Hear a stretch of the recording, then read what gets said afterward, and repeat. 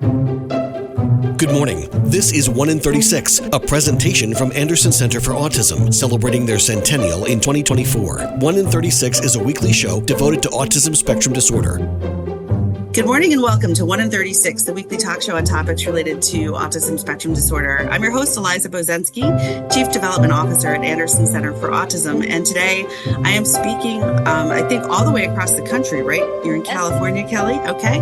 So I'm speaking with Kelley Coleman, World's Best Mom, from what I understand from your website, although I will fight you for that title, and author and all-around advocate and really just an interesting person. And I'm so glad you're here to tell us about your new book, but also about yourself and your family and what inspires you. So Kelley Coleman, welcome to the show. Thank you so much for having me. And I'm laughing out loud as you said, the world's best mom. When your kids give you a mug that says world's best mom, and they're like laughing as hard as they can, you're like, wait a second, what's going on here? Why is this so funny to you? What's so funny? I'm like, wait a second. And I actually like to give the caveat, yes, I am. And so are you and you and you, because I am the world's best mom to my two children. And I am the person they need. And I think that's what we all need to wrap our heads around is we are and can be confident in we are the person that our children need. Took me a minute to get there on the beginning of our journey with disability and autism and many other things. But I feel like I'm there. I feel like I'm the person my kids need. So anybody listening to this, you are the person your kids need. Great method. I love that. I have lots of exciting things going on in our house. I am an advocate. I am a speaker. My background is in screenwriting and talking animal movies, and that all segued into my book that I am just so excited about because it is the thing I desperately needed a decade ago when we started on our journey of many diagnoses with our younger son. It's called Everything No One Tells You About Parenting a Disabled Child, Your Guide to the Essential Systems, Services, and Supports. And when I'm talking with people about it, I say not only this is what I needed, but this is my answer to what so many of us are told with a diagnosis or even a go get evaluated for a diagnosis, is we're basically told, go home, Google and cry, see ya. And we're left just gobsmacked and not knowing where to begin. And so literally, like, we're going home and we're Googling and we're crying because the internet is telling us just how awful any sort of a diagnosis is for our child. And so we're starting from this place of fear and inadequacy and, oh my goodness, I am never going to be the person my child needs. And the reality is, and I love that your podcast just comes back to this over and over, is that if we can get a foundation of real information, we can build that journey for ourselves, our families, and especially our children that is unique to our location, our state, our county, and to our child as an individual, diagnosis or not. How do we call our insurance company? I don't know. But you know what I learned is I was reading from the book that as I was writing the book and taking notes, I was like, oh, I've been doing that wrong for years. How do we ask the right questions? How do we start with real information we can trust? And also, again, back to why your podcast is so great. It's real information that people can understand and use. The advantage of having a background in creative writing and being a parent in this world is I'm right there, right along with everyone. And it does have the personal stories from me, from other parents who've contributed. It has interviews with over 40 experts, many of whom are disabled themselves. Great. Neurodivergence or others. That was utmost importance to me because these are the authorities we should be listening to. But I think if I was a high-level attorney writing this book about all the legal stuff, it would read very differently. And the goal was really for this to read like a conversation that a parent who is just now faced with this can hold this and say, oh, I'm not alone. And you know what? I actually don't know how to start financial planning for my child who may never be independent. What do I do? And so it's Right. like, here's how to actually do the paperwork and the planning and the stuff that nobody knows how to do, but we all have to figure out. And how can we spend less time doing all that paperwork and more time just loving our kids as they are? Well, you said a lot and I'm sort of reacting to it all, but I think everything you just said resonated with me from the beginning in terms of, you are the expert and you are the best parent for your child. But also taking into consideration and validating the fact that so many parents have shared with me their experiences of immediately upon hearing a diagnosis really of any kind, there's this immediate sort of gut punch of, or maybe you're not, and maybe all these other people or these other systems and they know better.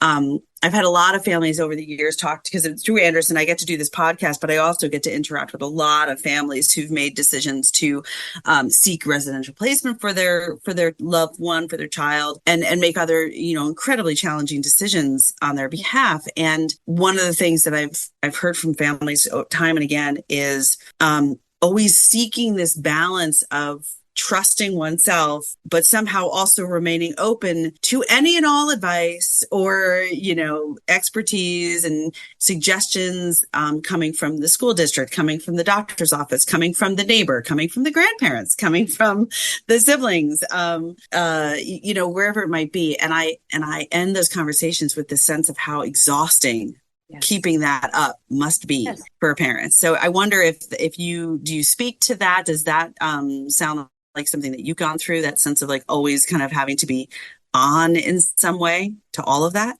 I love that you brought this up because this is so hugely important. Our son, we have two sons. They're both amazing. I could talk all day about all the reasons they're both amazing. One is 12, one is 10. They're hilarious and wonderful and weird in all their own great ways. Our older son is not disabled. Our younger son is, and multiple disabilities, including autism, cerebral palsy, epilepsy, cortical vision impairment, microcephaly, feeding tube, sensory, cognitive behavior. Like, he's like, I'm just going to check all the boxes. I'm just going to be an overachiever. And so, as you can imagine, to speak to your point, we get a lot of advice everywhere we go. Yes. With YouTube, if one more person tells me, you should find something he likes to eat and you should feed him that. What? Mind blowing, right? Did you say that out loud? The barrage of unsolicited advice is often constant, and especially in the beginning, and even from people close to you, and even people saying things like, "Oh, Kelley, I'm so worried about you. You should take a yoga class." And this is all, in the book. And I'm like, "Are you kidding me?"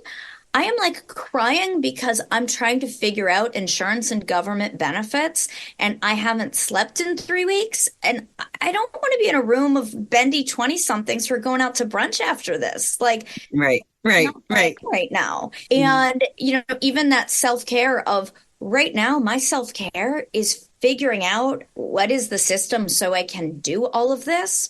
And a really interesting and incredibly nuanced and often messy piece of getting advice from people is something that has been one of the most essential parts of our journey with my son and his disabilities and our family's, frankly, education from the ground up in disability, in neurodivergence, in all the things, is listening and talking to and following autistic people, disabled individuals, people with conditions similar or different to his, but who are living a disabled life in a way that I am not disabled. Oh, that's interesting. Yeah. It is so important and so key, and can become very heated because there are these impassioned and articulate and kind of remarkable self-advocates. And I say remarkable because they are choosing to put themselves out there and in the conversation in such an authentic way. And that is what I find remarkable. And there can be this dichotomy of, I want to listen to those with the lived experience, but then does that mean I need to invalidate or ignore my own experience as a parent caregiver? And that can get really messy because I personally do not know what it's like to live life as an autistic person. However, nobody knows what it is like to be the mother and the primary caregiver to my individual child. And the people that I am in community with or following online are not calling 911 in the middle of the night for a seizure, are not planning their future around full-time care for a child who will never be independent, who's awesome, by the way. Yeah. It is this really challenging space to inhabit because I want to validate the experience of those who are living this. And at the same time, I don't want to feel like I am being erased as a human in this full-time caregiver role. Yeah. There's no training for it. And it's forever and it's full-time in my case. And I am embracing it with pride, but also, like, if I show you my to-do list and my paperwork for today alone, you'd be like, whoa, that's a lot of stuff. Yeah. Yeah.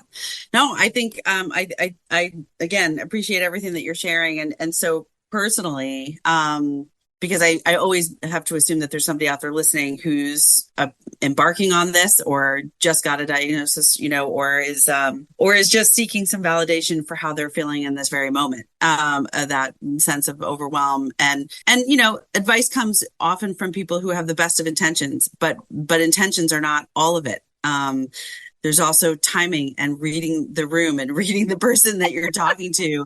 And also, I think something that goes really, unfortunately, underappreciated maybe. And I'm not saying by you, but I think that I often hear, how can we help? What can we do? Anderson has a program called Autism Supportive Programs where we help businesses and communities and other organizations, municipalities, entities become more autism aware and autism supportive. And a lot of what they will ask is, what can we do?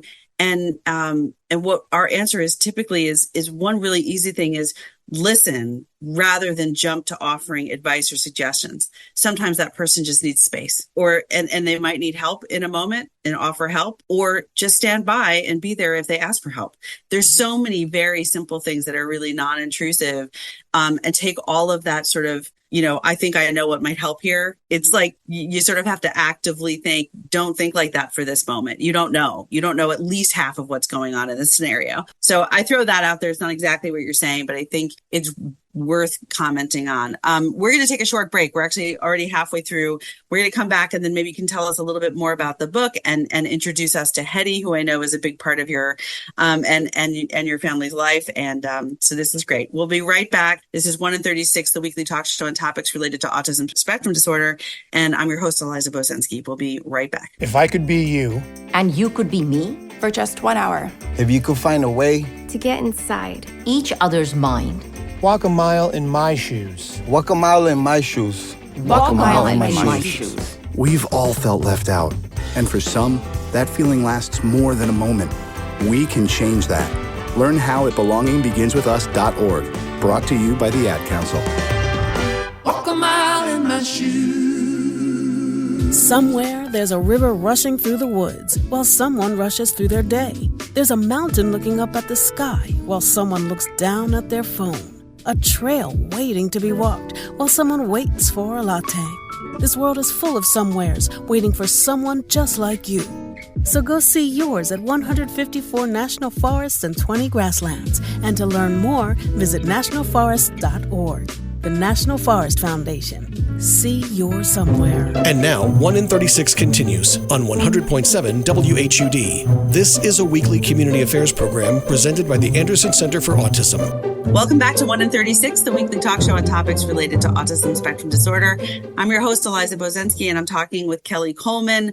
Many things, many interesting parts of your background, but in this case, we're speaking about your role as, I think, mom, advocate, author.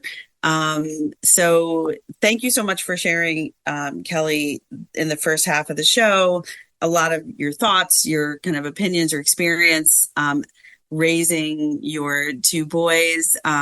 I'd love for you to either, whatever you'd like to do, but either give us an anecdote from the book, something that you think, really stood out for you when you were writing that section of it, or maybe surprised you in terms of your reaction to learning about it, or whatever that might be. Or, of course, share with us about your other passion, which I think is canine companionship, and what having a service dog in your home and with your family has done for all of you? Yes, I could talk service dogs and paperwork all day, which either makes me awesome or the most boring human on the planet. So there you go. But the dog keeps me from being too boring. So first, to address when I was writing this, what surprised me is that this book doesn't exist. It is a guide to the basics of diagnosis, getting comfortable with disability, what this looks like for you as a parent caregiver, and all the super nuts and bolts of IEPs, school, disability rights and advocacy, future care plans, financial plans, your insurance company and social services.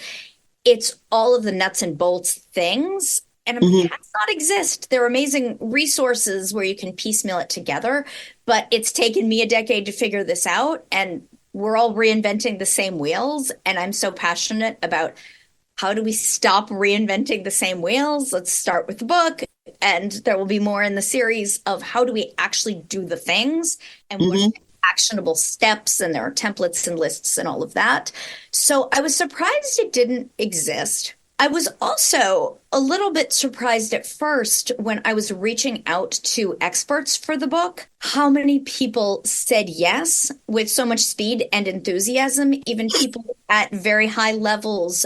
Judy Heumann, who's known as the mother of the disability rights movement, emailed me back the same day from a cold email. And I was like, how is this happening? Because she was so passionate about setting parents up to succeed and to embrace all the parts of their child, about honest conversations about, yes, being disabled is harder than not. Let's talk about and acknowledge that. And it doesn't take anything away from your kid and how much you love them and all the wonderfulness.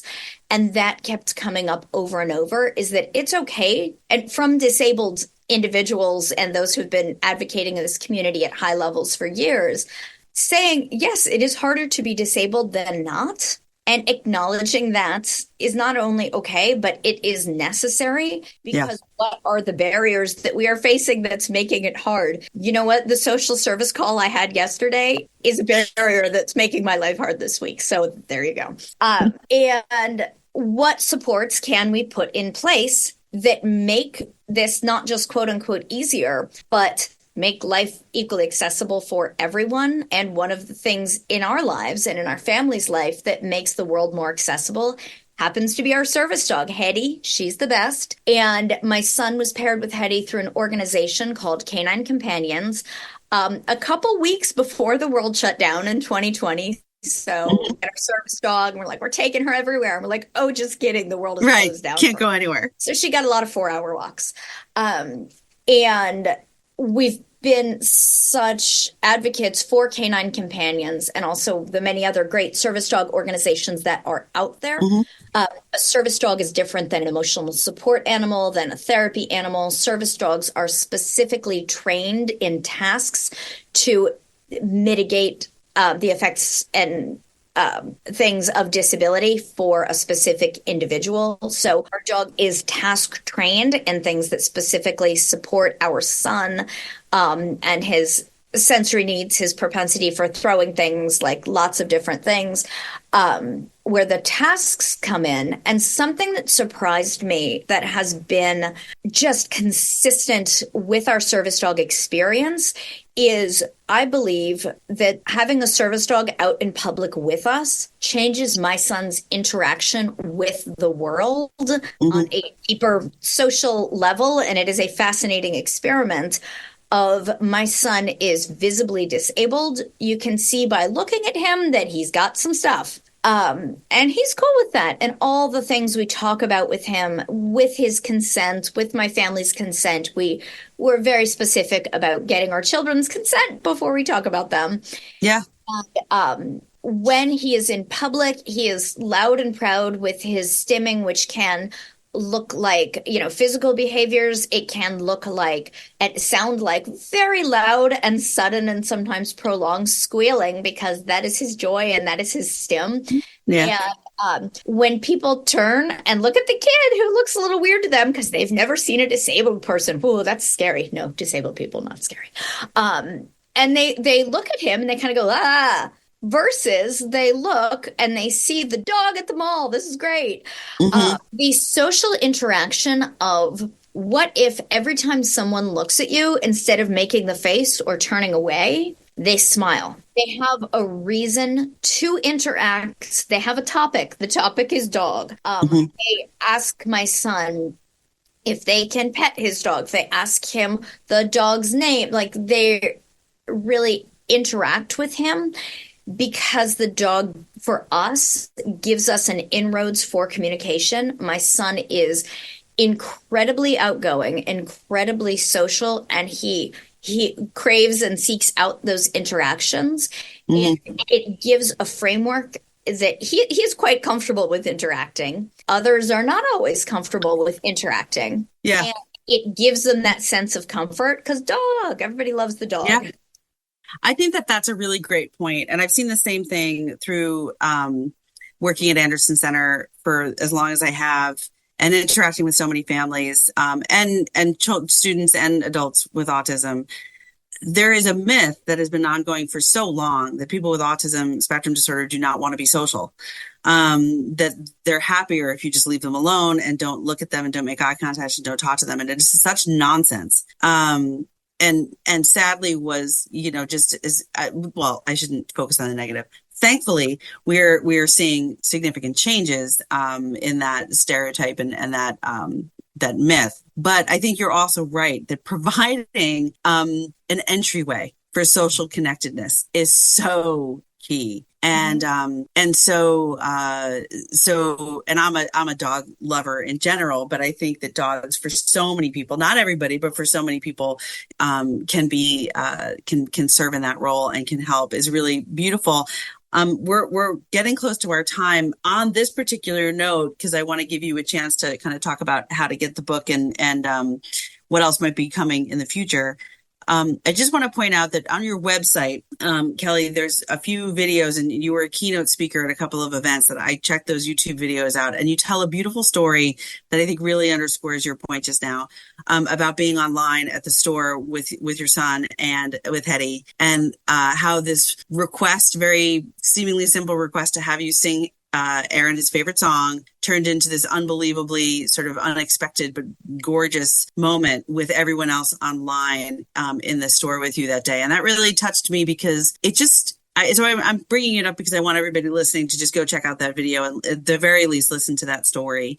Every one of us can have so many of those beautiful moments in our lives, and we can be the initiator of those. We can be the followers. It really doesn't matter.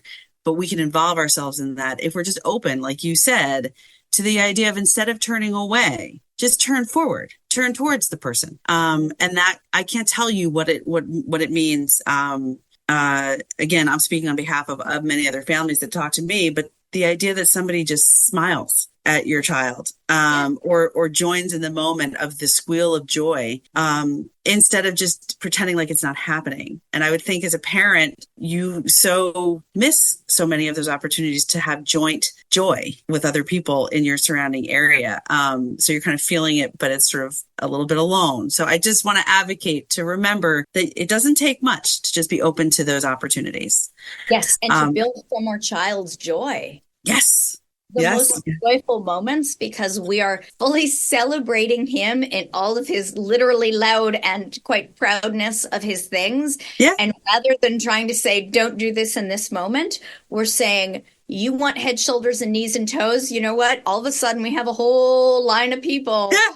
Like, I'm ready to cry just thinking about it. And because we leaned into his joy, his stimming, his things that are part of how his brain works. And if I had tried to shut that off, that wouldn't have happened. Right. Wouldn't have been the same moment, and not at all. You're a pleasure to talk to, Kelley, and I would encourage people to go to your website again. So why don't you share with us, just in this last minute, your actual website, and also if there's other ways. I know you can order the book through the website, but if there's other places to find it as well. Thank you. So my website is kelleycoleman.com, and that's KELLEY Coleman.com. and everything no one tells you about parenting a disabled child. There are links on my website, Amazon, Barnes & Noble, Target, all the places. It is available. It releases March 12th, and there will be lots of events and things to come. You can find out through my website. My social media links are on the website. And again, there's a better way for us to do all the paperwork and the stuff we don't want to do. And let's stop reinventing the same wheels. I'd rather be out with my son and his service dog singing head, shoulders, knees, and toes. And we need better systems to get there. I agree with you. And I think, I know we're in different states, but I think there's a lot of similarities, and a lot of families just get stuck and bogged down in there, and then it becomes easier to just not. So you're helping families find a way to do the stuff that needs to be done without losing the joy of living your life with your loved ones and your family and your pets and your community. So Kelley Coleman, thank you so much for being on the show. We really appreciate your time and all the work you're doing. Thank you for everything you do. This is 1 in 36, the weekly talk show on topics related to autism spectrum disorder. I'm your host, Eliza Bozensky, and remember, Anderson cares. You've been listening to 1 in 36, a weekly presentation from Anderson Center for Autism, celebrating their centennial in 2024. Join them for another edition of the show next weekend.